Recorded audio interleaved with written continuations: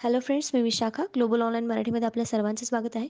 आजच्या व्हिडिओमध्ये आपण संत गाडगेबाबा अमरावती युनिव्हर्सिटी पेट 2021साठी रिसर्च मेथॉडॉलॉजी म्हणजे संशोधन कार्यप्रणाली या विषयावरचे MCQs बघणार आहोत. त्यातून त्या कन्सेप्ट क्लिअर करणार आहोत, जे या पेट एक्झामसाठी उपयुक्त आहेत. हे आपलं चौथं लेक्चर आहे. याआधी आपले 3 लेक्चर्स कंप्लीट झालेले आहेत रिसर्च मेथॉडॉलॉजी या टॉपिकवरती. लेक्चर सुरू करायला जे स्टुडंट्स या PhD एंट्रन्सला अपियर होत आहेत, त्यांच्यासाठी एक गुड न्यूज आहे किंवा चांगली गोष्ट अशी आहे की आमच्याकडे या पेजसाठी कंप्लीट कोर्स अवेलेबल आहे, ज्यामध्ये तुम्हाला फुल सिलॅबस व्हिडिओ लेक्चर्स, फुल सिलॅबस नोट्स इंग्लिश आणि मराठी दोन्ही लँग्वेजमध्ये, फुल सिलॅबस 20 टेस्ट. सराव किती आवश्यक आहे आपल्याला माहिती आहे. त्यासाठी या या सिलॅबसवरती 20 टेस्ट आम्ही तुम्हाला देत आहोत. शिवाय कंप्लीट गायडन्स मिळणार आहे तुम्हाला PhD ॲडमिशनवरती. ह्या कोर्स जॉईन करण्यासाठी फक्त दिलेल्या व्हॉट्सअप नंबरवरती मेसेज करायचा आहे, ज्याची फीस फक्त ₹499 आहे.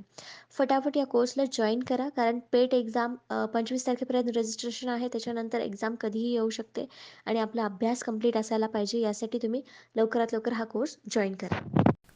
तर आजच्या व्हिडिओमध्ये आपण काय बघणार आहोत, युनिट 1 मध्ये जो आपल्याला समोर स्क्रीनवर दिसतो आहे तो पूर्ण सिलेबस आहे. Foundation of research, meaning of research, motivation for research, objectives of research, characteristics of scientific method, empiricism, value neutrality, repeatability, verifiability, approaches to the research, positivistic and interpretive, qualitative and quantitative, inductive and deductive, हे सगळे unit 1 मधले points आहेत.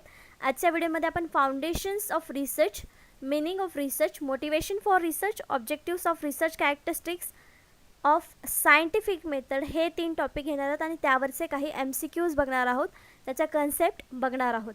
आजच्या व्हिडिओमध्ये जर हा topic cover झाला नाही तर आपण नेक्स्ट लेक्चरमध्ये देखील हेच टॉपिक कवर करणार आहोत. तर बघूया पहिला प्रश्न काय आहे याचा. फर्स्ट आहे, who authored the book methods of social research, सामाजिक संशोधनातील पद्धती या पुस्तकाचे लेखन कोणी केले आहे किंवा त्याचे ऑथर कोण आहेत हे आपल्याला सांगायचं आहे.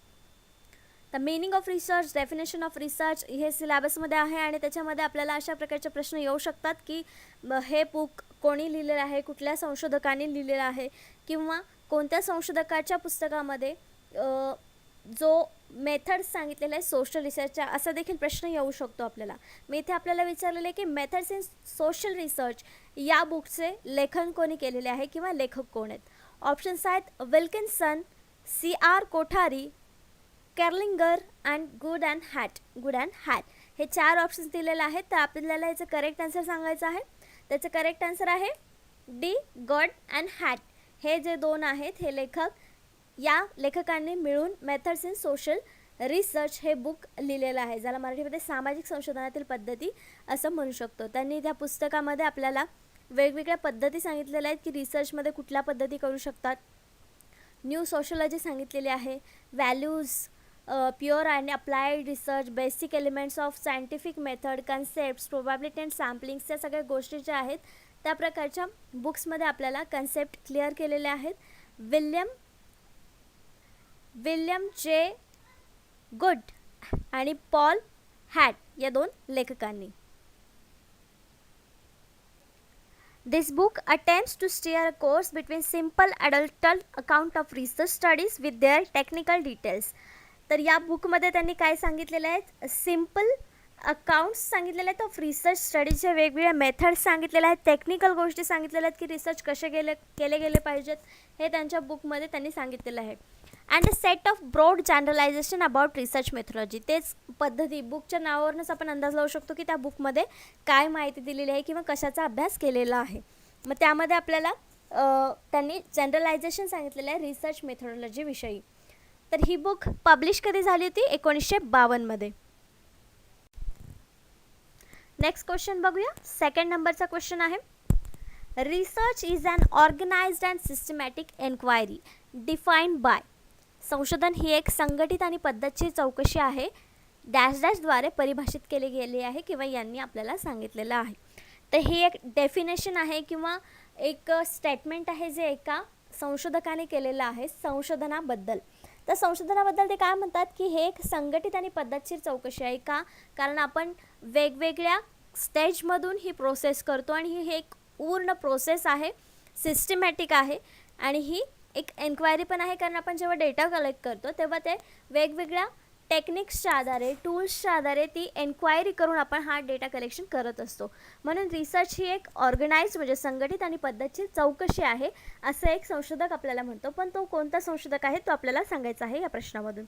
आपल्या ऑप्शन्स आहेत मार्शल, PV यंग, एमोरी आणि कार्लिंगर.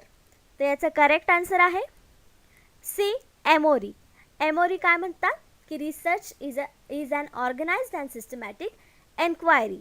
दिस इज अबाउट आवर रिसर्च.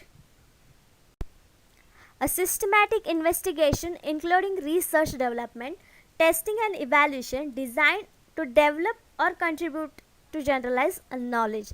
या प्रकारचं मीनिंग असलेली डेफिनेशन आपल्याला एमोरी या संशोधकांनी दिलेली आहे की ज्याच्यामध्ये सिस्टमॅटिक इन्व्हेस्टिगेशन असतं म्हणजे पद्धतशीर शोध असतो, इन्क्लुडिंग रिसर्च डेव्हलपमेंट त्याच्यामध्ये संशोधनाचा विकास देखील होत असतो, टेस्टिंग अँड इव्हॅल्युएशन असतं म्हणजे त्याच्यामध्ये परीक्षाही घेतली जाते, टेस्ट घेतले ते आणि त्याचं मूल्यांकनही केलं जातं.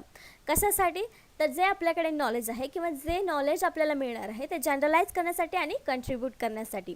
या प्रकारची डेफिनेशन आपल्याला एमोरी या संशोधकांनी दिलेली आहे. नेक्स्ट क्वेश्चन बघूया 3rd नंबरचा. A systematic step-by-step procedure following logical process of reasoning called. तर्कशक्तीच्या तर्कशुद्ध प्रक्रियेनंतर एक पद्धतशीर पायरी असते त्याला काय म्हणतात. म्हणजे त्यांनी एक सांगितले की एक सिस्टमॅटिक आणि स्टेप बाय स्टेप प्रोसिजर आहे ज्याच्यामध्ये आपण लॉजिकल प्रोसेससुद्धा लावतो किंवा रिझनिंग जे आहे लॉजिकल प्रोसेस ऑफ रिझनिंग तिथे आपण वापरतो. तर त्या प्रक्रियेला काय म्हणतात किंवा ती पद्धत कुठली आहे ते आपल्याला सांगायचं आहे. ऑप्शन्स दिलेले आहेत एक्सपेरिमेंट प्रयोग, ऑब्झर्वेशन म्हणजे निरीक्षण, डिडक्शन म्हणजे अनुमानिक अँड सायंटिफिक मेथड म्हणजे वैज्ञानिक पद्धत. तर ज्यामध्ये आपण स्टेप बाय स्टेप प्रोसिजर करतो शिवाय त्याच्यामध्ये रिझनिंग लॉजिक पण लावलेलं असतं तर ते आपलं एक सायंटिफिक मेथड असते यूज करण्याची. म्हणून त्याचं करेक्ट आन्सर आहे डी, सायंटिफिक मेथड म्हणजे वैज्ञानिक पद्धत. तर ही वैज्ञानिक पद्धत काय आहे, सायंटिफिक मेथड का आहे कारण ती एक स्टेप बाय स्टेप फॉलो केलेली प्रोसिजर आहे म्हणून त्याला आपण सायंटिफिक मेथड असं म्हणू शकतो. शिवाय त्याच्यामध्ये लॉजिकल प्रोसेस लावलेली आहे जी रिझनिंगची यूज केलेली आहे. एक्सपेरिमेंट म्हणू शकत नाही आपण, त्याच्यामध्ये स्टेप बाय स्टेप करतोय प्रोसिजर आपण पण त्याच्यात रिझनिंगचं लॉजिक आपण तिथे लावलेलं नाही आहे. तिथे जे आपल्याला समोर जे दिसणार आहे तेच आपण मांडणार आहे पण इथे प्रोसेसमध्ये आपण लॉजिकल रिझनिंग लावलेलं आहे म्हणून ती एक सायंटिफिक मेथड आहे, वैज्ञानिक पद्धत आहे. म्हणून याचं करेक्ट आन्सर आपल्याला डी मिळालेलं आहे. The scientific method is a standardize way of making observation. तर सायंटिफिक मेथड नेमकं काय आहे ते आपण समजून घेऊया. Scientific method is a standardize way of making observation, gathering data, forming theories, testing predictions and interpreting result.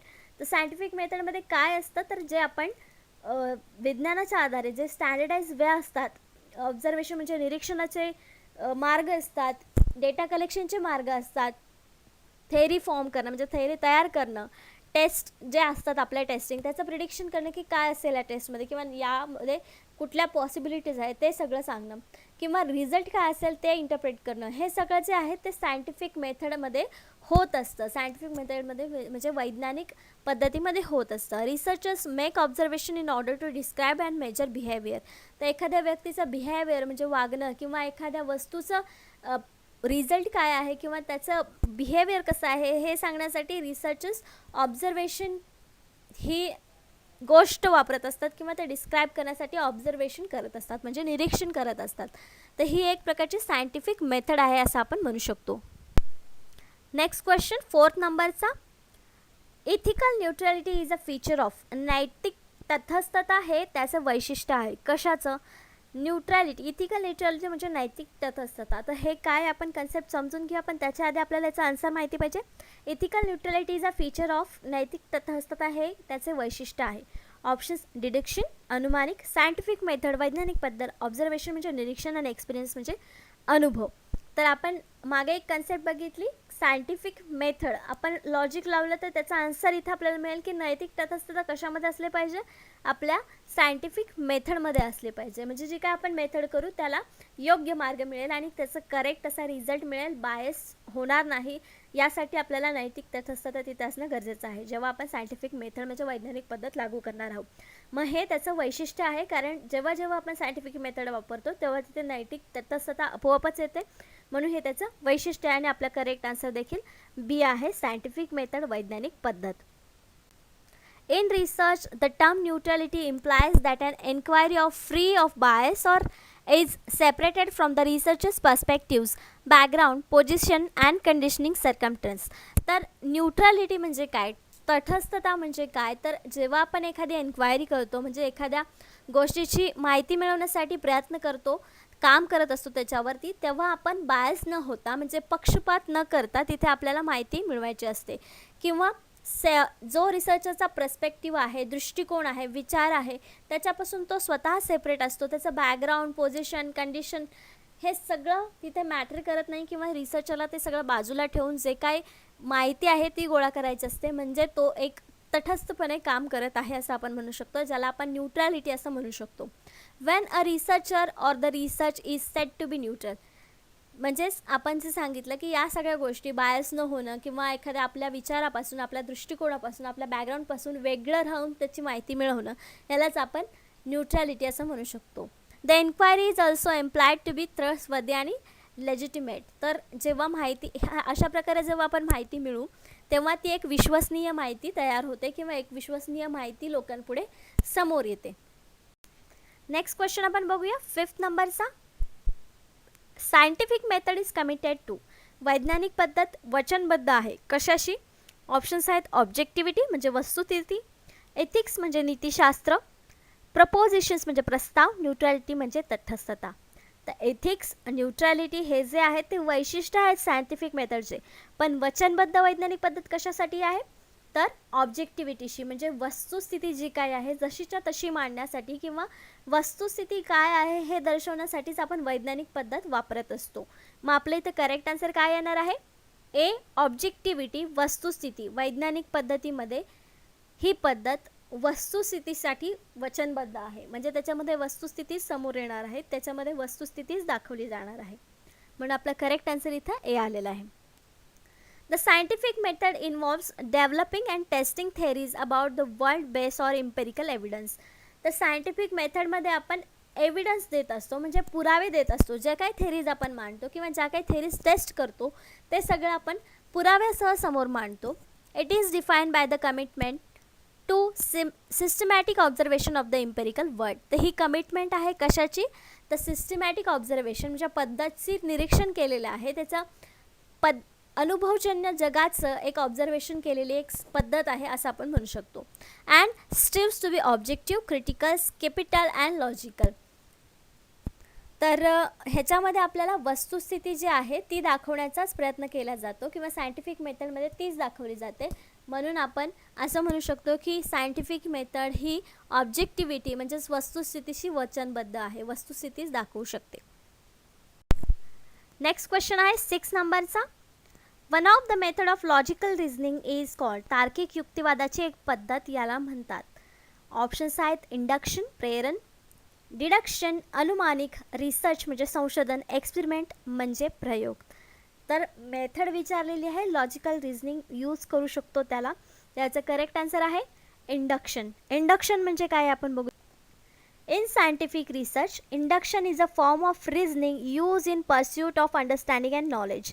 तर आपल्याला समज आणि माहिती मिळण्यासाठी एक फॉर्म, एक मेथड आहे रिझनिंगची ज्याला आपण इंडक्शन असं म्हणू शकतो.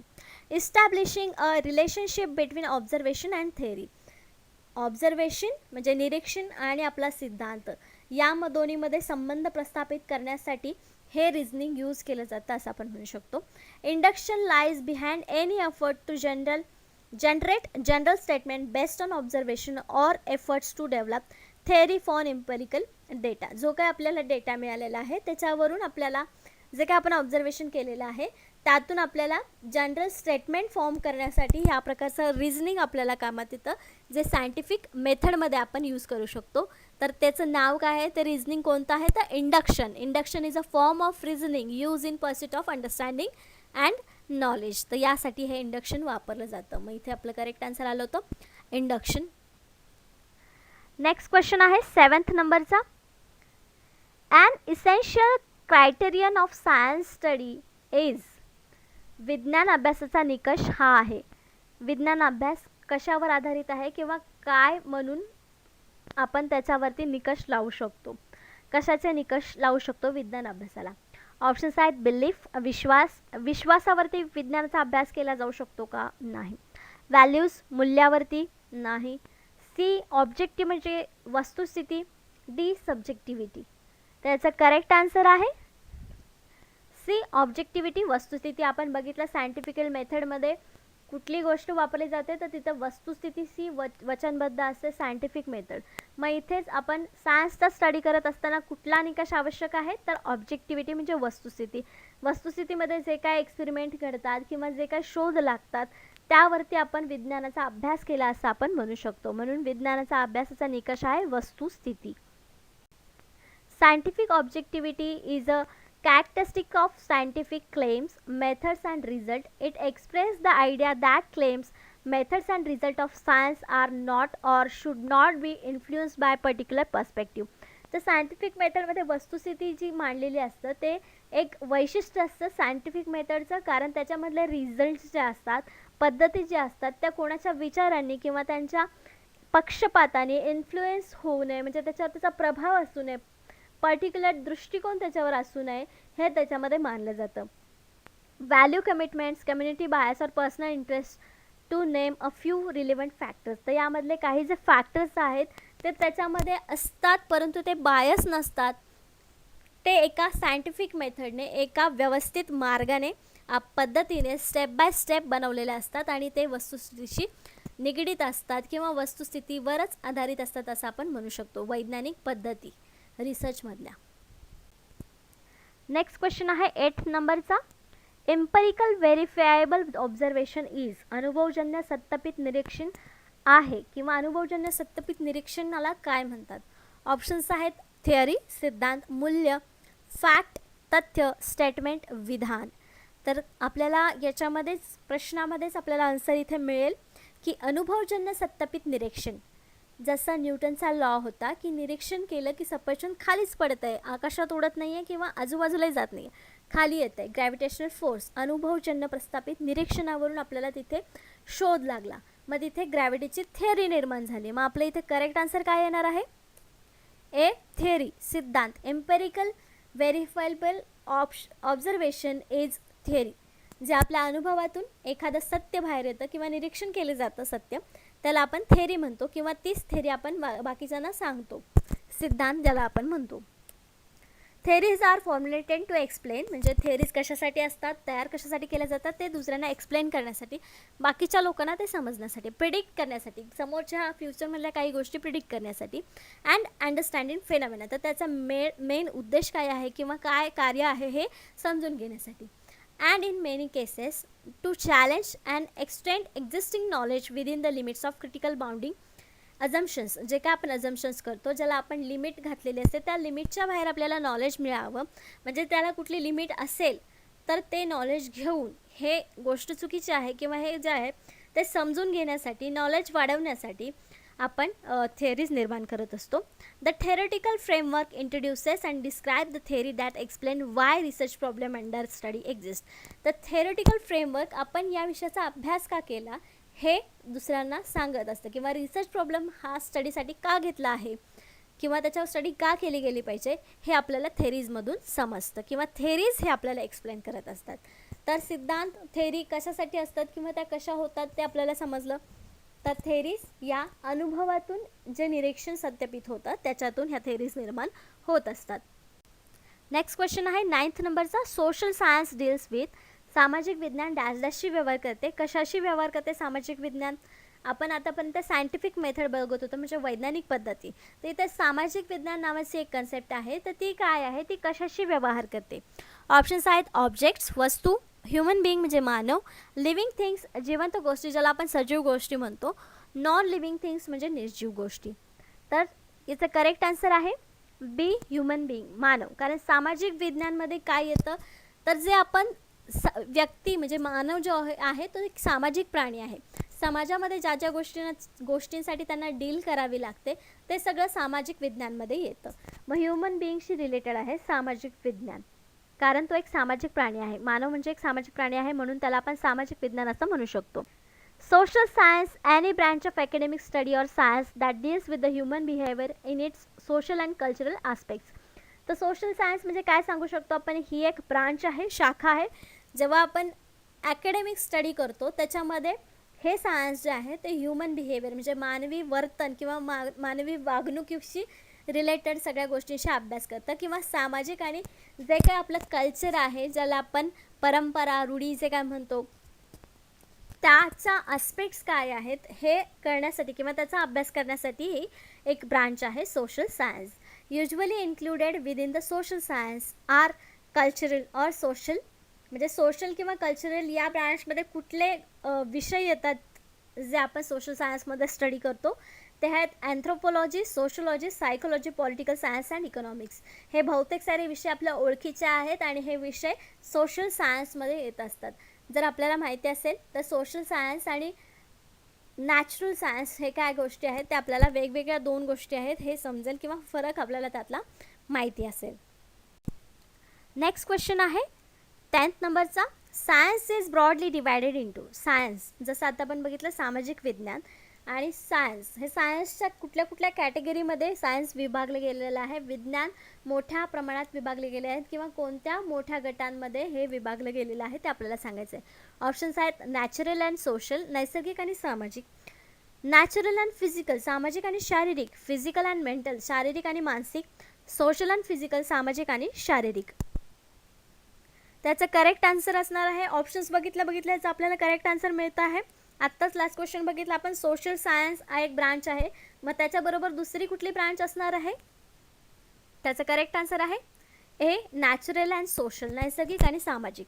तर नॅचरल सायन्समध्ये काय येतं, जे एक्सपेरिमेंट आपण बघितले किंवा थिअरीज ज्या संशोधकांनी मांडलेल्या आहेत, ग्रॅव्हिटेशनल फोर्सची जसे आपण उदाहरण दरवेळेस घेतो कारण ते आपल्याला सगळ्यांना परिचयाचे आहे, हे नैसर्गिक आहे, हे नैसर्गिक सायन्स आहे असं आपण म्हणू शकतो.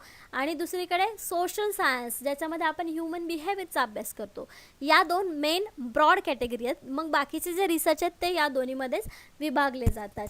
जसं की आपण बोलू शकतो की दूध उतू का जातं, हे एक नॅचरल सायन्समधला प्रश्न आहे, पण व्यक्तीने दुधाकडे लक्ष दिलं नाही तेव्हा दूध उतू गेलं, हा विषय झाला सोशल सायन्सचा. असं आपण एक उदाहरण घेतलेलं आहे.